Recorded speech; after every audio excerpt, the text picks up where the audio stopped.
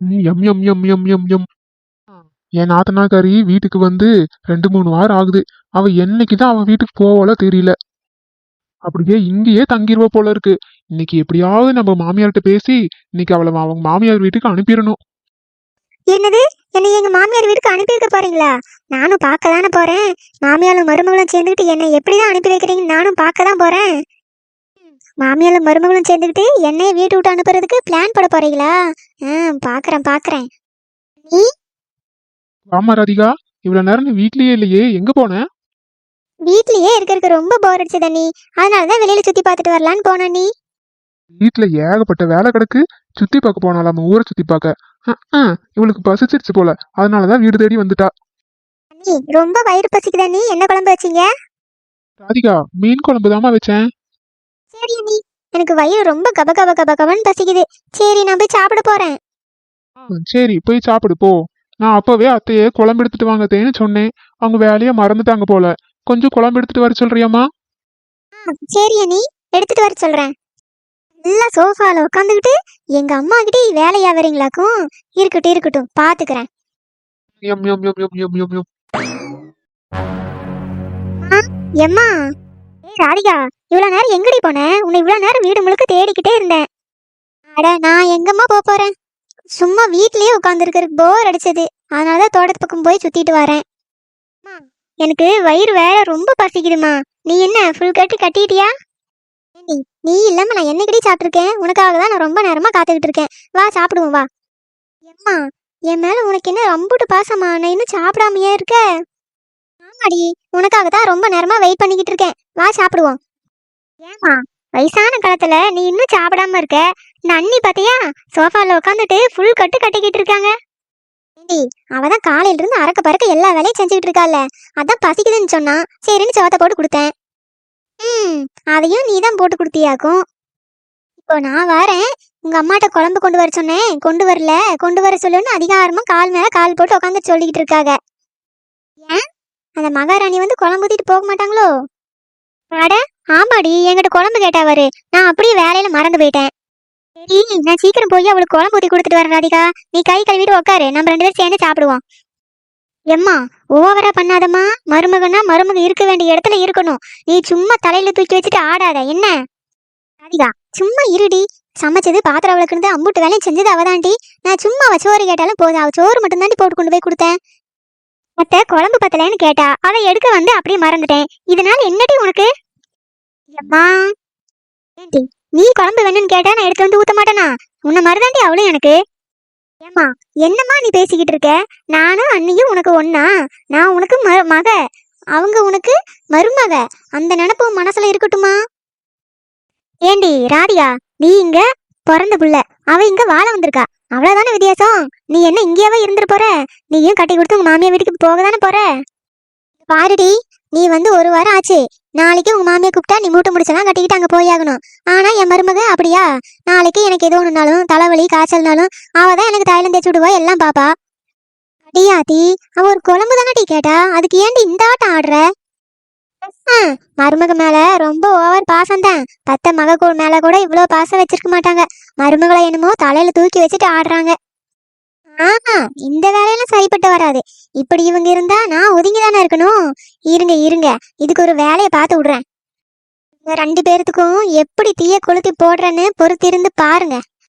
எம்மா, வெளியில அலைஞ்சதிருந்து வந்ததுல வயிறு ரொம்ப கபன்னு பசிக்குதுமா.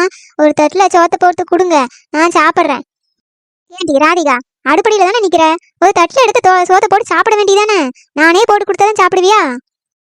ஏம்மா, அன்னைக்கு மட்டும் சோத்தை போட்டு கொடுக்குற, குழம்பு ஊத்தி கொடுக்குற, எனக்கு போட்டு தர மாட்டியாமா? போட்டு கொடுமா. சரி இருடி, போட்டு தரேன். இந்தாடி ராதிகா, உட்காந்து சாப்பிடு. இந்தா. ஏம்மா இங்க பாருமா, எப்ப பார்த்தாலும் மருமகன் தலையில தூக்கி வச்சுட்டு ஆடாதம்மா. ஏண்டி ராதிகா, உனக்கு என்னடி இப்ப பிரச்சனை? இங்க பாருமா, அண்ணிய பத்தி உனக்கும் நல்லா தெரியும், எனக்கும் நல்லா தெரியும். ஓவரா அண்ணிய நம்பி ஏமாந்துறாத, அவ்வளவுதான் சொல்லுவேன் நானு. ஏமா, அண்ணி உங்ககிட்ட எதுக்கு தெரியுமா நல்லவங்க மாதிரி நடிக்கிறாங்க? உங்ககிட்ட இருக்கிற நகைக்கும் இந்த வீட்டுக்கும் தாமா உங்ககிட்ட நல்லவங்க மாதிரி நடிக்கிறாங்க. நீ நம்பி ஏமாந்துறாத. ஏமா, ஒரு ஒரு வீட்லயும் மாமியாரும் மருமகும் எப்படி எல்லாம் இருக்கிறாங்கன்னு போய் பாருமா. அண்ணி ரொம்ப நல்லவங்க மாதிரி நடிக்கிறதெல்லாம் சும்மா நாடகம். உங்ககிட்ட இருக்கிற நகைக்கும் வீடுக்கும் தான் இந்த மாதிரி நடிச்சிட்டு இருக்காங்க. நீ என் நம்பி ஏமாந்துராத. ஒரு நல்ல புத்திசாலித்தனமா பொழைச்சுக்க சொல்லிட்டேன். ஏண்டி ராதிகா, உங்க அண்ணி மாதிரியெல்லாம் இல்லடி. கல்யாணம் பண்ண புதுசுல தான் என்னை வில்லி மாதிரி நினைச்சிட்டு இருந்தா.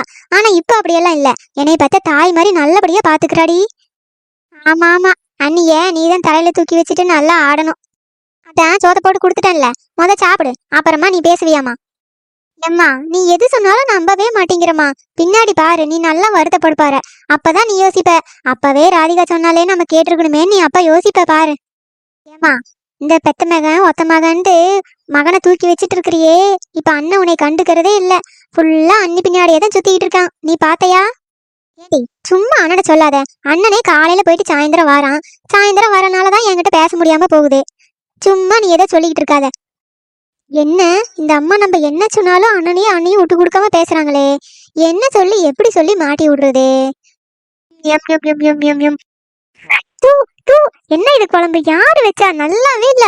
ஒரே நெடும் தண்ணி மாதிரி இருக்கு. அடியே, என்னடி ஆச்சு? ஏண்டி இப்படி துப்பிக்கிட்டு கிடக்குறவ? ஏம்மா, யாருமா குழம்பு வச்சது? ஒரே பச்சை தண்ணியில மீன் அள்ளி போட்ட மாதிரி இருக்கு. வாயிலேயே வைக்கவே முடியல. ரொம்ப கேவலமா இருக்கு. யாருமா குழம்பு வச்சது? அடியே, என்னடி சொல்ற? இவ்வளவு நேரம் அண்ணி வெங்காயம் எல்லாம் உரிச்சு மசாலா அரைச்சு நல்லா வதக்கி மணக்கு குழம்பு வச்சாலே. நான் கூட வாயில வச்சு பார்த்தனே, நல்லா தானே இருந்துச்சு. அம்மா, மணக்கு வாசமெல்லாம் வருதுமா. வாயிலேயே வைக்க முடியல. ஒரே கள்ளி தண்ணி மாதிரி இருக்கு. இவ்வளவு நேரம் அண்ணி இதைத்தானே சாப்பிட்டுட்டு இருக்கா. அவ ஒரு குறையும் சொல்லலையே. நீ எப்ப பார்த்தாலும் குறை சொல்லிக்கிட்டே இரு. ஆமா, அவங்க வச்ச குழம்பு அவங்களே எப்படி குறை சொல்லுவாங்க? அவங்க எப்படி சொல்லுவாங்க அவங்க குழம்ப? இப்ப நான் வச்சு பார்க்க போகும்போது வாயிலேயே வைக்கவே முடியலையே. இந்த குழம்புக்கு என் அத்தை வைக்கிற குழம்பு எவ்வளவோ மேலா இருக்குமே. ஏண்டி, உன் அத்தை வைக்கிற குழம்பு நல்லா இருந்தா அங்கேயே போக வேண்டியதானடி. எப்ப பார்த்தாலும் என் மருமகளை குறை சொல்லிட்டே இருக்கிற. உனக்கு செஞ்சு போடுறதும் இல்லாம அவ உங்ககிட்ட திட்டு வாங்கிட்டே உட்காந்துருக்கணும். நானும் தான் பாக்குறேன். அவ நின்னா குத்தம், உக்காந்தா குத்தம், நடந்தா குத்தம்னு எதுக்கு எடுத்தாலும் நீ குறை சொல்லிக்கிட்டே இரு. எம்மா, தேவையில்லாம அண்ணிய பத்தி குறை சொல்ல வேண்டிய அவசியம் எனக்கு இல்ல. இந்த சாப்பாட்டை நீயே சாப்பிட்டு பாரு, அப்ப உனக்கு தெரியும்.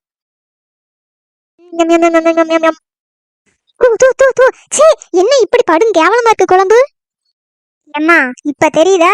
என்னமோ என்னை நான் தான் அண்ணிய குறை சொல்ற மாதிரி நீ சொல்லிட்டு இருந்த. எவ்வளவு கேவலமா வச்சிருக்காங்க நீயே பாரு.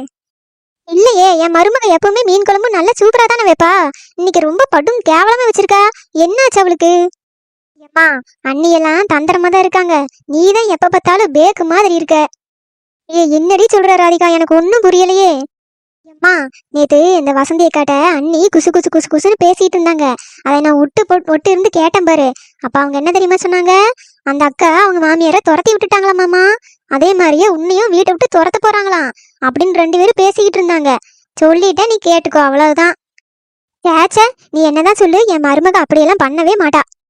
ஆமாமா, நீ ஒரு வட்டம் போட்டு அண்ணிய நல்லவகன்னு நினைச்சுட்டே உட்காந்துரு.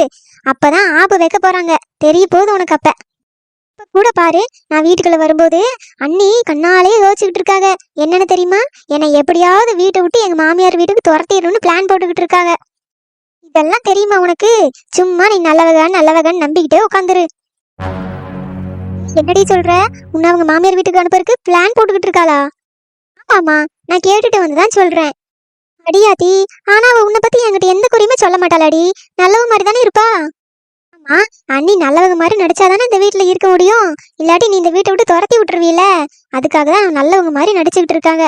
நான் எத்தனையோ வாட்டி சொல்றேன் உனக்கு, நீ தாம கேட்கவே மாட்டேங்கிற. ராதிகா, நீ சொல்றத பார்த்தா எல்லாம் உண்மை மாதிரி தாண்டி இருக்கு.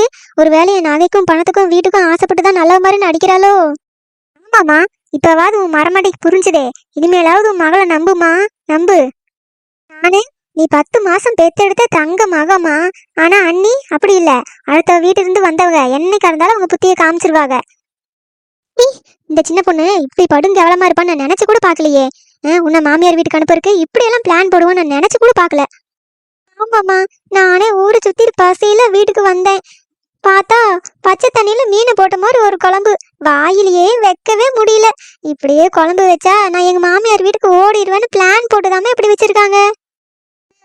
பாருமா, நீயாவது உஷாரா இருமா. இந்த பணத்தையும் வீட்டையும் நகையும் நீ விட்டு கொடுத்துறாத, சொல்லிட்டேன். ஆசமாக ஒருத்தி இருக்கான்னு நீ நினைப்புல வச்சுக்கமா. இந்த நட்ட மாட்டுக்கு எவ்வளவு தைரியம் இருந்தா என் மகளையே மாமியார் வீட்டுக்கு அனுப்புற பிளான் போட்டுக்கிட்டு இருக்காள பிளானு. இப்ப பார்த்தாலும் சிரிச்சுக்கிட்டு மருமகன்னு பேசிட்டு இருக்கனால என்னைய கேனச்சிருக்கின்னு நினைச்சிட்டா போல இருக்கு. எனக்குள்ளயும் ஒரு சிங்கம் தூங்கிக்கிட்டு இருக்கு. அதைய மட்டும் தட்டி எழுப்பிட்டா அது புறாண்டாம விடாது சொல்லிட்டேன். இந்த நட்ட மாடு நல்லா சிரிச்சு சிரிச்சு பேசிக்கிட்டு நடிச்சுக்கிட்டு உன்னையும் என்னையும் இந்த வீட்டை விட்டு வெளியே துரத்தலான்னு பிளான் போட்டுக்கிட்டு இருக்கா. ஆனா இது மட்டும் என்கிட்ட நடக்கவே நடக்காது. இன்னைக்கு 2ல 1 பாத்துறேன். போமா போ, இதே வேகத்துல போ. அண்ணியும் அங்க சோஃபால உட்காந்துதான் தின்னுகிட்டு இருக்காங்க. போய் நல்லா வாயிலேயே குத்து. மாமியாலும் மருமகளும் சேர்ந்துக்கிட்டு என்ன பாடுபடுத்துனீங்க. ஏமா நில்லுமா, நானும் வரேன் நில்லுமா. யாருக்கிட்ட? இந்த ராதிகா கிட்டையாவா? உங்க வேலையெல்லாம் என்கிட்ட செல்லுபடியாகாது. எப்படி கோத்துட்டம் பாத்தியா?